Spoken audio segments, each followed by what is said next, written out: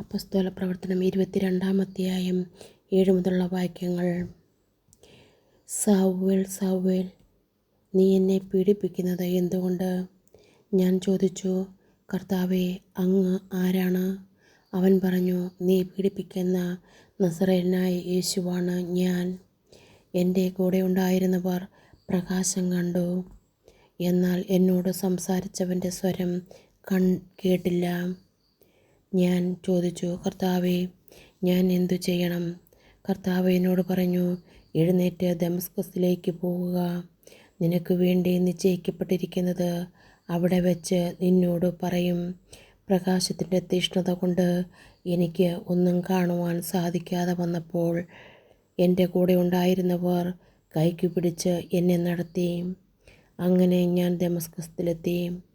അവിടെ താമസിച്ചിരുന്ന സകല യഹൂദർക്കും സുസമ്മതനും നിയമം അനുസരിക്കുന്നതിൽ നിഷ്കളങ്കനുമായിരുന്ന അനനിയാസ് എന്ന ഒരു മനുഷ്യൻ എൻ്റെ അടുത്ത് വന്ന് പറഞ്ഞു, സഹോദരനായ സാവുവേൽ, നിനക്ക് കാഴ്ച തിരിച്ചു കിട്ടട്ടെ.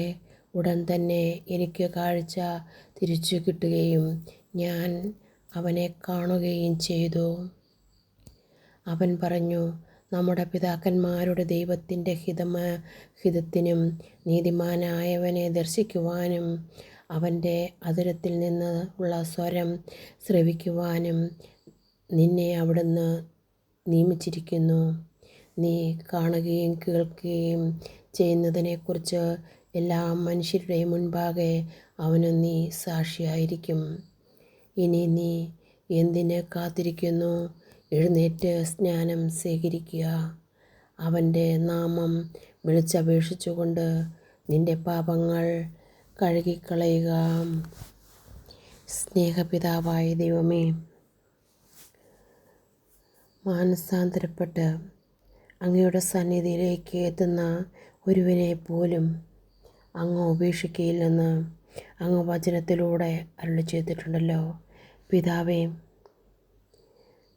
അങ്ങ് ഞങ്ങളുടെ ഒരു കാര്യവും മറന്നിട്ടില്ലെന്നും ഞങ്ങൾക്ക് നന്മയായത് നൽകുന്നതിന് ചിലപ്പോൾ ഞങ്ങളുടെ കണ്ണുകളെ അന്ധമാക്കുമെന്നും ഞങ്ങൾക്ക് ദോഷമായവയെ കേൾക്കാതെ ഞങ്ങളുടെ കാതുകൾക്ക് മാന്ദ്യമേൽപ്പിക്കുമെന്നും അങ്ങ് വചനത്തിലൂടെ പറഞ്ഞിരിക്കുന്നു.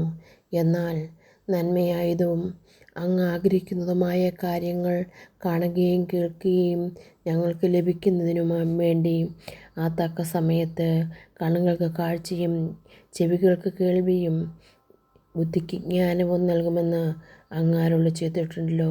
പിതാവേ, ഈ തലമുറ നശിച്ചു പോകാതെ പാപത്തിൻ്റെയും മൊബൈലിൻ്റെയും കൂട്ടുകെട്ടുകളുടെയും അടിമത്തത്തിൽ നിന്ന് മോചനം നൽകി തലമുറയുള്ള എല്ലാ കുഞ്ഞുങ്ങളെയും അനുഗ്രഹിക്കണമേ. പിതാവേ, അവരുടെ കണ്ണുകൾ തുറക്കപ്പെടുവാൻ അങ്ങ് ഇടയാക്കണമേ. ഒരു കുഞ്ഞിനെ പോലും വഴിതെറ്റിപ്പോവാൻ അനുവദിക്കരുതേ. ഈശോയെ, യുവജനങ്ങളെയും കുഞ്ഞുങ്ങളെയും അങ്ങയുടെ കരങ്ങളിലേക്ക് സമർപ്പിക്കുന്നു. പാപത്തെയും പാപ സാഹചര്യങ്ങളെയും തിരിച്ചറിയുവാനുള്ള കൃപ നൽകണമേ. അവരുടെ ശരീരത്തെ വിശുദ്ധമായി സൂക്ഷിക്കുവാൻ മദ്യത്തിലും ലഹരിക്കും പുകവലിക്കും മൊബൈലിനും അടിമപ്പെട്ട് കഴിയുന്ന മക്കളെ അനുഗ്രഹിക്കണമേ.